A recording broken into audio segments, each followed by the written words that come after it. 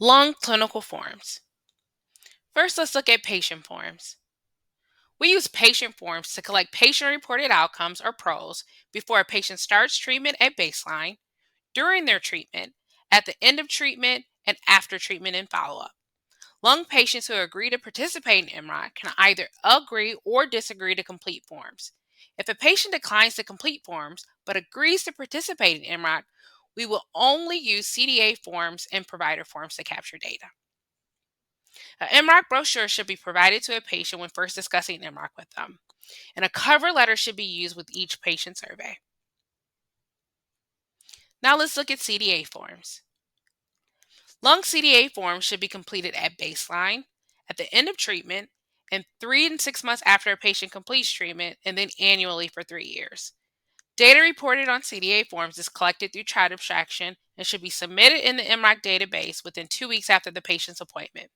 The lung annual form does not require a patient appointment, and data on this form will be collected through retrospective chart abstraction. Each CDA form has a corresponding data dictionary that will assist the CDA in answering questions. This is a screenshot of an example of a CDA data dictionary. As you can see, the data dictionary provides detailed information that will assist the CDA in answering questions correctly. Now let's look at the CDA forms. First, there is the enrollment form. This form should be completed on all eligible patients. This form is shared with the Breast Project. The enrollment form captures demographic data on the patient along with insurance information. To ensure that you're answering the insurance question correctly, I encourage you to use the insurance classification document. Next, there's the L4 clinical data form. This form captures medical history and tumor characteristics data on the patient.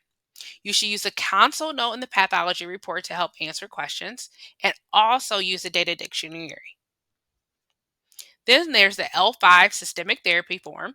This form should be completed at the end of treatment. And also, again, use that data dictionary to make sure that you're answering the questions correctly. The L10 form is completed at 3 months, and 6 months again, data is reassessed. This form is capturing chemotherapy and immunotherapy and looking to see whether the patient received either after completing treatment. The L11 annual form is captured through retrospective chart review.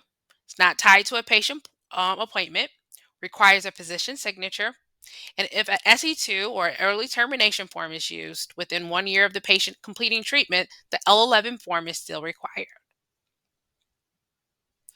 The SE2 or early termination form is shared with the Breast Project. Once submitted, no further data collection is expected on this patient. You would submit the SE2 for any of the given reasons listed here. And if required, physics data should still be submitted before changing a patient's status to completed. Now let's look at provider forms. Provider forms should be completed during the first on-treatment visit, weekly on-treatment visits, end of treatment visit, and during designated follow-up time points. Provider forms can be completed by the treating physician, advanced practice provider, so nurse practitioners or physician assistants, or the clinic nurse. Provider forms can be completed during a virtual or in-person visit as well. Here are the data collection time points for the lung project.